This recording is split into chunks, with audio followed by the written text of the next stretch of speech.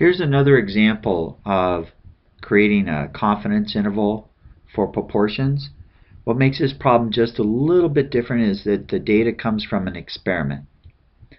So the information we're given is that 27% of 53 people, subjects, reported improvement after using a new medicine.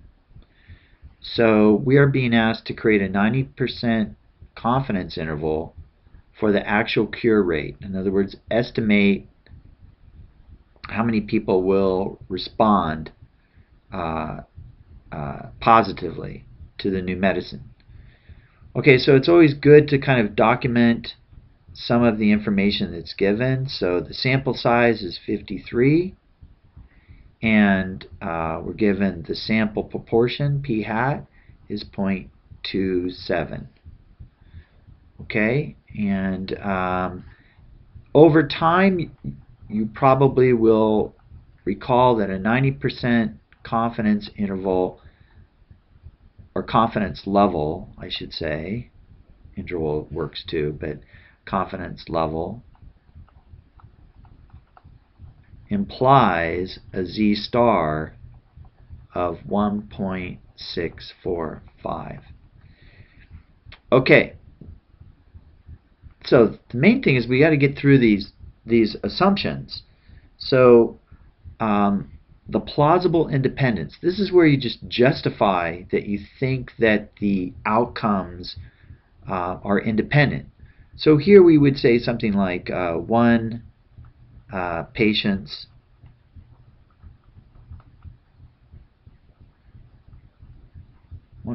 responding to the medicine should not impact another's response. I think it's reasonable to assume that.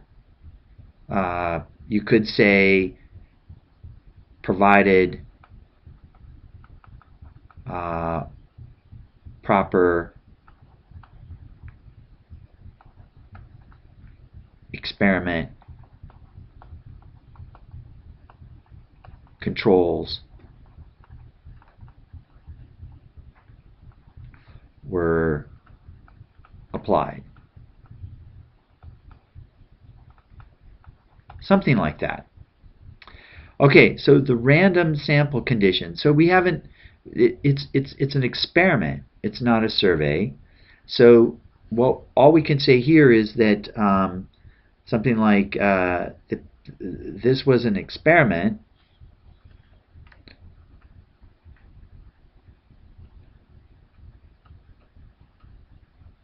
So we will assume the treatments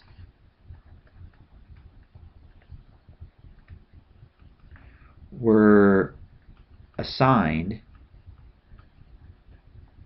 randomly. Okay? Now, the 10% condition does not apply because this is not a survey.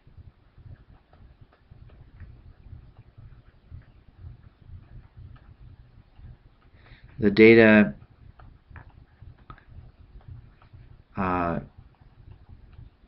comes from an experiment. Okay? So that's what makes this a little bit different. Now the sample size assumption here, we check the condition, does n times p hat, is that greater than 10? And is n times q hat greater than 10? Greater than or equal to 10? So the sample size was 53 and p hat was 0.27. So that's going to come to 14. So that's true. Okay, and then if that's true, then this will be true because Q. Remember that Q is equal to 1 minus P, or Q hat, same thing. So that would be, I think, 73, and that's going to turn out to be 39. Okay, so both are greater than 10.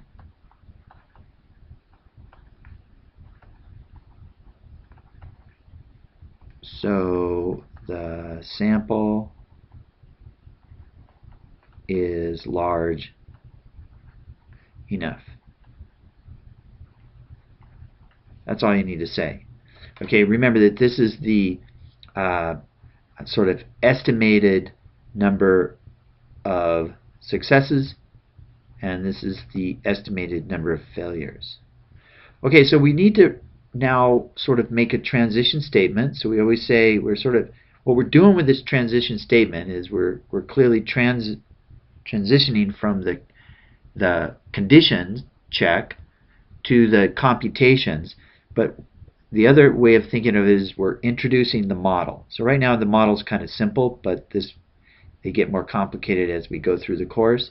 So the conditions are satisfied,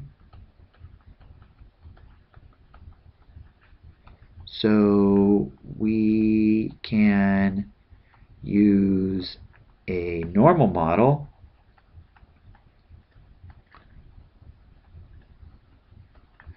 to compute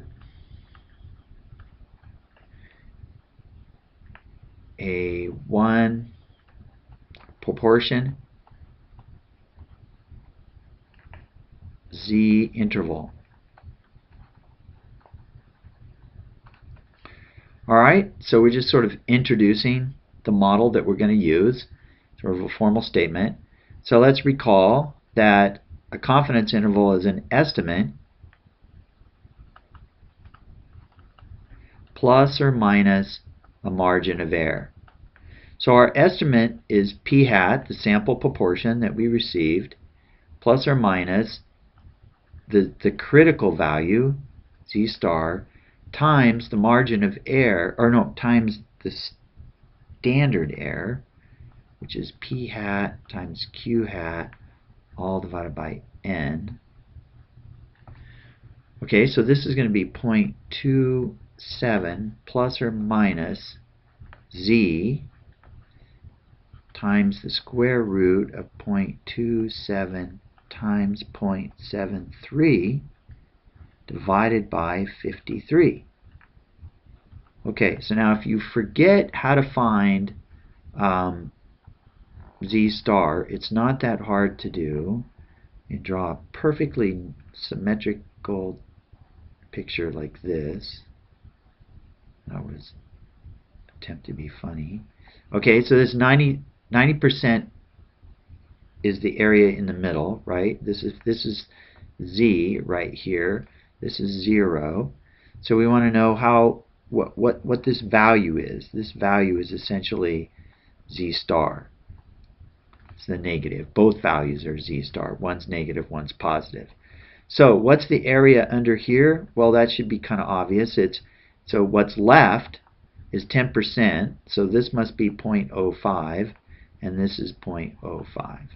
So Z star is equal to inverse norm of 0.05. And that's going to be 1.645. So 1.645. Okay, and when I did this, I got 27 plus or minus. This all came to 0.10.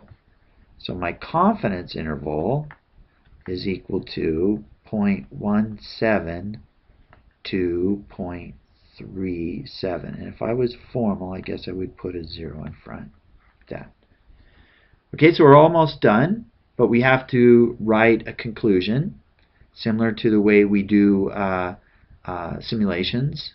We say according to the simulation. Here we say we are, or you could say I am, but we are 90% confident that between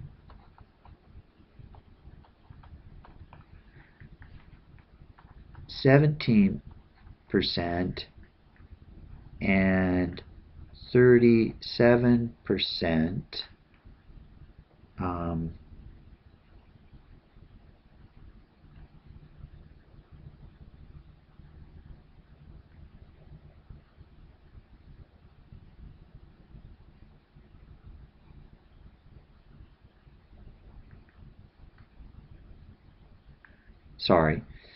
we are 90% confident that between of the people or patients of people, let's say people, will respond.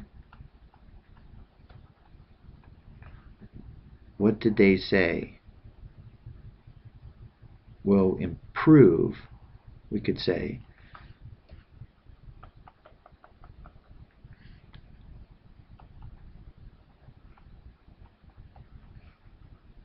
using the new medicine.